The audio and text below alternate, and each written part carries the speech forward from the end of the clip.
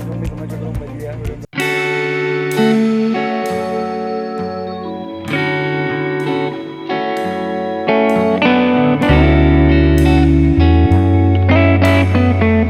നസ്റ്റാൾജിയ ഒരു ആണ്.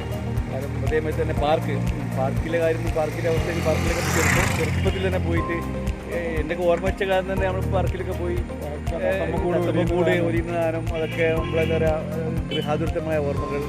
പക്ഷേ അതിപ്പോൾ ഈ സമയത്ത് ലോക്ക്ഡൗൺ ടൈമിന് ക്ലോസ് ചെയ്യാന്നുള്ളത് ഇപ്പം നിവൃത്തിയില്ലല്ലോ. പക്ഷേ എന്നാലും അതില്ലാത്ത ഭയങ്കര നഷ്ടം തന്നെയാണ് ഈ സമയത്ത് ഉണ്ടാകുന്നത്.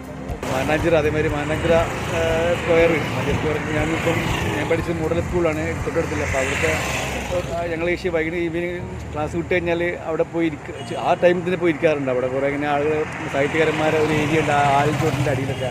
അവിടെ ആളുകൾ സംസാരിക്കുന്നു. അതൊക്കെ ഞങ്ങൾ വെറുതെ എന്താ പറയുക അങ്ങനെ വായം പിടിച്ച് നോക്കിക്കും. അങ്ങനെ ഒരു ആ സമയമാണല്ലോ ആസ്വദിക്കും. പക്ഷേ ഇപ്പോൾ എന്താ പറയുക മാനാഞ്ചിറയില്ല, ലോക്കലാണ് അപ്പം അതുകൊണ്ട് ഞങ്ങൾ ഇവിടെ ഗ്രാമപ്രദേശങ്ങളിൽ വന്ന് എന്താ പറയുക ഇതിൻ്റെ സൈഡിൽ ഞായറാഴ്ചയാണ് ഫ്രീ ആണ്. എന്തായാലും കൊറോണ പെട്ടെന്ന് ഇതാവട്ടെ. എല്ലാവരും എന്താ പറയുക അതേപോലെ തന്നെ വരും.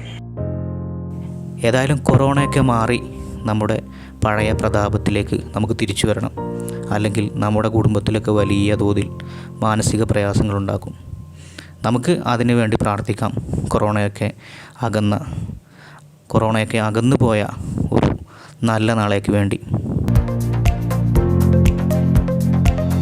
മാനാഞ്ചിറ സ്ക്വയറിനെ കുറിച്ചും അതുപോലെ തന്നെ കോഴിക്കോട് ബീച്ചിനെ കുറിച്ചുമുള്ള വിശേഷങ്ങൾ നിങ്ങൾക്ക് ഇഷ്ടമായെന്ന് വിശ്വസിക്കുന്നു.